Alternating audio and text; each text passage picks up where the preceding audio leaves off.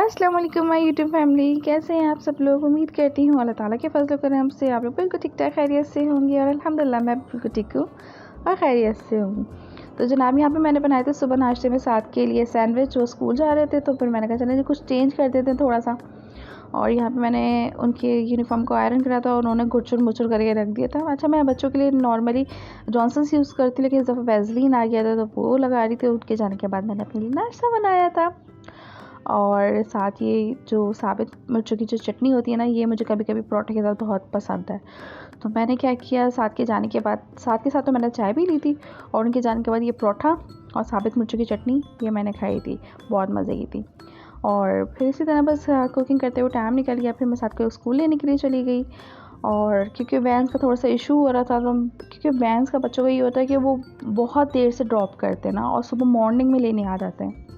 अब जैसे साथ का स्कूल की जो टाइमिंग है वो मॉर्निंग के हैं 7:45, ठीक है जी, लेकिन वैन वाले जो अंकल हैं वो आते हैं 7 o'clock, यानी सुबह 7 बजे उन्होंने आ जाना है। ना सर्दी देखनी है ना गर्मी देखनी है, उन्होंने 7 बजे हॉर्न देना होता है। तो आपको जैसे पता है बच्चे जो है ना जितनी जल्दी उठते नहीं हैं।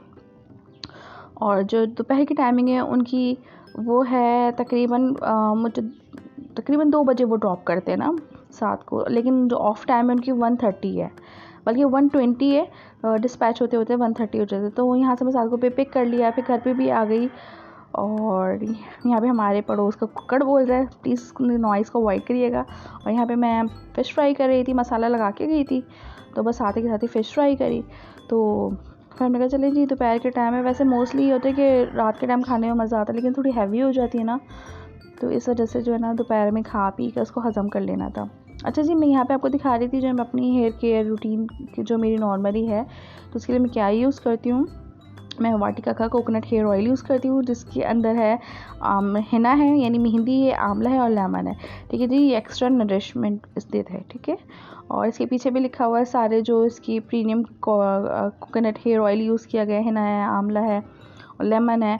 और इसके प्राइस है 375 है और ये आई थिंक 250 ml है ना, आप देख लीजिएगा। ये इसकी ml मैं वीडियो में शुरू में होगी। और इसके साथ ही मैं यूज़ करती हूँ ये कैक्टस का ऑयल है, ये हेयर फॉल के लिए है, हेयर फॉल कंट्रोल है, बेस्ट ऑयल है। अच्छा, इसकी थोड़ी जो ना खुशबू थोड़ी ज़्यादा है, ये 100 ml की बॉटल है और आई थिंक ये 210 की है, ये 200 की है, ठीक है जी। कैक्टस आपको पता है कि RNT जिसे उर्दू में बोलते हैं, और हम उसके अंदर यार इसका मुझे और नाम ये होता है, मुझे नाम याद नहीं आ रहा। अच्छा जी, जो भी है हम कैक्टस ही बोलते हैं, ठीक है जी।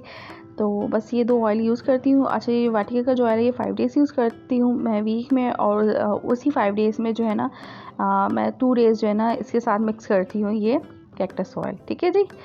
और यहाँ पे मैं रात को बनाने लगी थी, शाम में बना रही थी, वैसे वो होते होते वो रात ही हो गई थी, आलू की टिक्कियाँ, ठीक है जी।